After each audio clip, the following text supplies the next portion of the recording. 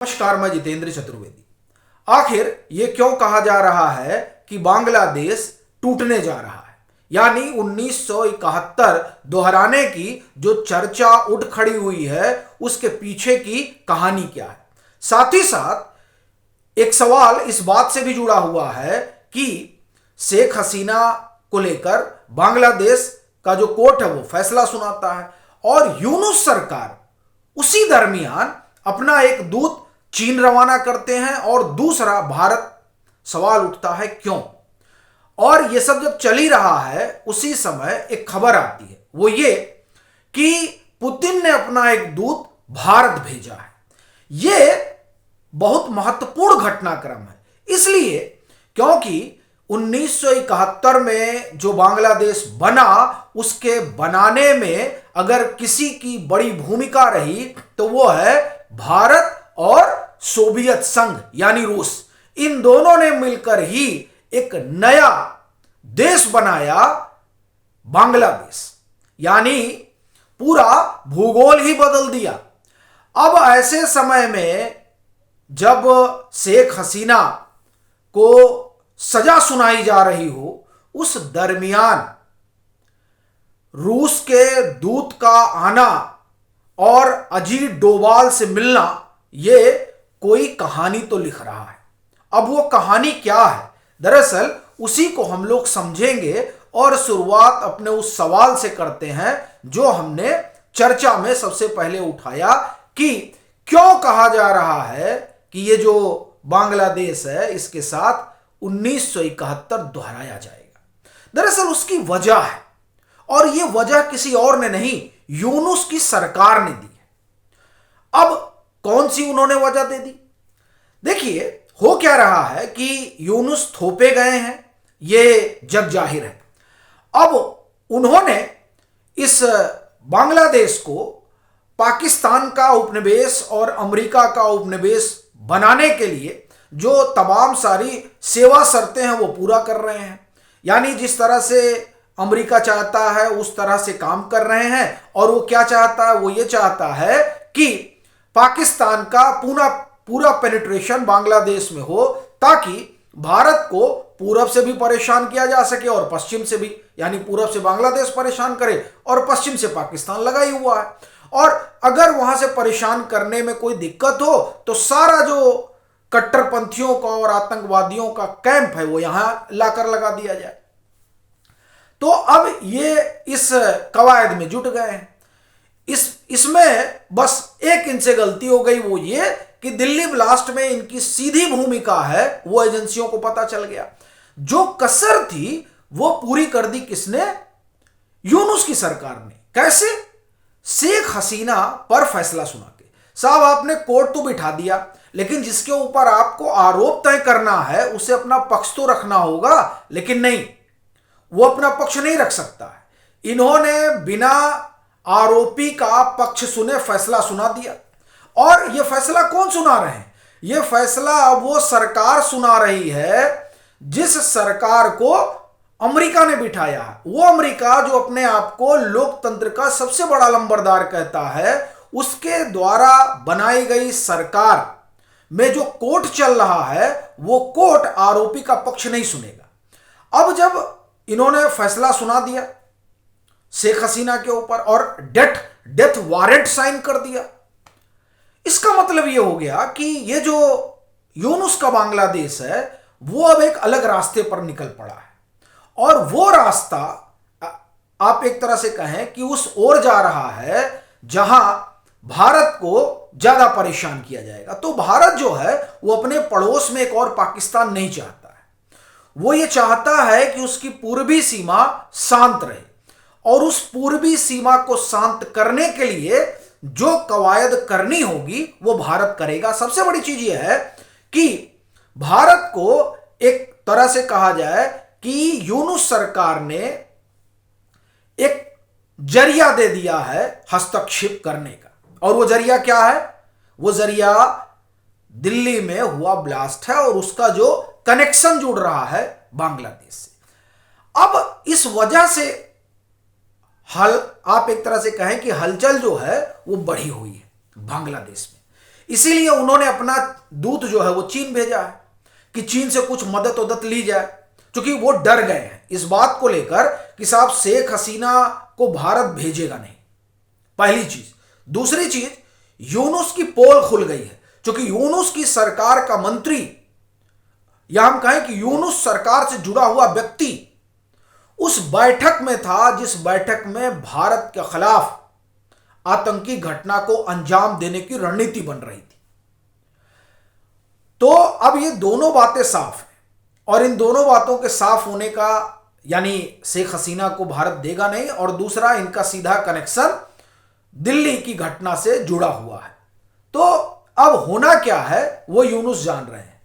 तो यूनुस गए कि साहब थोड़ा चीन समझाएगा, और थोड़ा जो है हम अपना दूध भेज दे रहे हैं, तो इनके दूध भी आ रहे हैं भारत।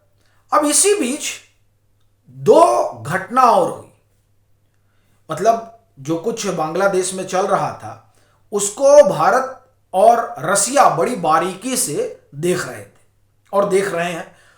वहां तख्ता पलट हुआ, ना भारत ने कुछ बोला ना रूस ने कुछ बोला, जबकि बांग्लादेश में इन दोनों देशों का खूब पेनिट्रेशन है, क्योंकि वहां सरकार ही इन्हीं की वजह से ये देश ही इन्हीं की वजह से बना, तो इसलिए इनकी वहां पर पैठ रहती है। अब जैसे आप देखिए कि इनके जो सेना प्रमुख है, सेना प्रमुख को अभी मुझे लग रहा है ये अप्रैल की बात है जब वो रूस गए हुए थे, जो सेना प्रमुख हैं, जो इनके शेख हसीना के रिश्तेदार भी हैं। तो सेना की मैं बात कर रहा हूं, आर्मी, एयरफोर्स की बात मैं नहीं कर रहा हूं, और ना ही नौसेना की बात कर रहा हूं, मैं आर्मी की बात कर रहा हूं। आर्मी जो है उसको माना जा रहा है कि वो वहां पर एक डेमोक्रेटिक प्रोसेस के पक्ष में है। अब इस संदर्भ में अगर आप देखें तो वो रूस होकर आ चुके हैं, यानी वो वाकर उल जमान जो सेना प्रमुख हैं वो अप्रैल मई में गए हुए थे रूस, ठीक है, वो वहां से लौट के आ चुके हैं। दूसरी तरफ आप देखिए कि ये रूस से आ चुके हैं, और इधर जो नौसेना है पाकिस्तान की और अमेरिका की, ये इनके युद्धपोत एक एक बार चिटगांव आकर लौट चुके हैं। तो यानी उधर भी तैयारी है कि कुछ भी करके ये जो बांग्लादेश है उस बांग्लादेश को अपना उपनिवेश बनाए रखना। उपनिवेश इसलिए कह रहा हूं क्योंकि आप उस जमीन का इस्तेमाल एक देश के खिलाफ कर रहे हैं, तो जाहिर सी बात है कि यह कहना ही पड़ेगा। अब इन सारी चीजों का भारत वेट एंड वॉच कर रहा था, और रसिया की पहले देखते हैं कि शेख हसीना को लेकर ये लोग क्या निर्णय करते हैं। और जिस तरह की हलचल रही उस हलचल में यह भी लगता है कि निगोशिएशन भी हुआ, और यह मैं इसलिए कह रहा हूं क्योंकि शेख हसीना जो लगातार ये कह रही थी कि उनका जो तख्ता पलट हुआ है उस तख्ता पलट में अमेरिका की भूमिका है, अचानक यानी ये जो फैसला आया है उस फैसले, यानी 17 नवंबर को जो फैसला आया है उनको लेकर, उस फैसले के बमुश्किल 4-5 दिन पहले, ये 13 को आना था तो 17 को हुआ, तो 11 या 12 में जो इन्होंने इंटरव्यू दिया उस इंटरव्यू में इन्होंने अपनी पूरी लाइन ही बदल दी थी, जिसमें साफ तौर पर कहा था कि हम इसमें यूएस की भूमिका की बात नहीं करते हैं। यानी उनके उस इंटरव्यू के बाद ये लगने लगा था कि कुछ निगोशिएशन चल रहा है शेख हसीना और यूएस के जो स्टेक होल्डर हैं उनके बीच, लेकिन वो लग रहा है कि मैटेरियलाइज नहीं हुआ, और अगर वो हो गया होता तो ये जो 17 नवंबर का फैसला है इस तरीके का वो नहीं आता। अब वो मैटेरियलाइज क्यों नहीं हुआ, यानी वो जमीन पे उतरा क्यों नहीं? देखिए उसकी वजह बताई जा रही है, अमेरिका की बड़ी भारी मांग है जो शेख हसीना मानने के लिए तैयार नहीं है। और वो मांग इस तरीके की है कि ये जो बांग्लादेश है उस बांग्लादेश को आप एक तरह से कहा जाए कि लीज पर दे दीजिए। किसको? अमेरिका को। क्यों लीज पर दे दीजिए? क्योंकि वो चीन को सुधारना चाहता है और वो भारत को सुधारना चाहता है। इसके लिए शेख हसीना तैयार नहीं हुई, तो इसलिए आप एक तरह से कहें कि डील हुई नहीं। जब डील हुई नहीं तो फैसला आ गया उनके खिलाफ। अब फैसला तो खिलाफ आ गया, लेकिन बड़ी बात यह है कि अब भारत को कुछ करना है, क्योंकि जैसा कि मैंने शुरुआत में कहा कि भारत अपने पड़ोस में एक और पाकिस्तान अफोर्ड नहीं कर सकता है। ऐसी स्थिति में भारत अब यह लग रहा है कि कोई बड़ा कदम उठाएगा, और उसकी वजह सीधी है कि अगर नहीं उठाएगा तो यहां से रोज कोई ना कोई आएगा कुछ ना कुछ लेकर, और भारत में इधर उधर जो है वो धमाके करेगा। तो उससे बेहतर यह है कि इनका परमानेंट इलाज कर दिया जाए। अब ये जो इलाज है, उसी इलाज के मद्देनजर जो पुतिन के दूत आए हैं उनका दौरा बड़ा महत्वपूर्ण हो जाता है। यह बात ठीक है कि वो दूत जो आए हैं वो इस लिहाज से भी आए हैं कि 5 दिसंबर को व्लादिमीर पुतिन भारत आ रहे हैं, तो उनका पूरा दल बल जो है वो आकर यहां तमाम सारी चीजें देख रहा है। लेकिन जिस समय पर वो आए हैं वो समय इस ओर संकेत कर रहा है कि बात सिर्फ इतना भर नहीं है, बात इससे आगे है और इससे बड़ी है। और ये ध्यान रखिएगा कि पुतिन साहब आ रहे हैं और यहां पर शेख हसीना हैं, और इन्हीं के जो पिता हैं मुजीबुर रहमान, उन्हीं की अगुवाई में पूर्वी पाकिस्तान बांग्लादेश बना था। तो इसलिए इनके अपने भी रिश्ते पुराने हैं। यही कारण है कि ये माना जा रहा है कि अगर कोई बात नहीं बन पाई, यानी जो निगोशिएशन है, उस निगोशिएशन में अगर बीच का रास्ता नहीं निकला और यूनुस जिस ढर्रे पर चल रहे हैं उसी ढर्रे पर चलते रहे, तो यह तय माना जा रहा है कि बांग्लादेश एक बार फिर टूटेगा। बाकी आपकी अपनी क्या राय है, जरूर साझा करिए।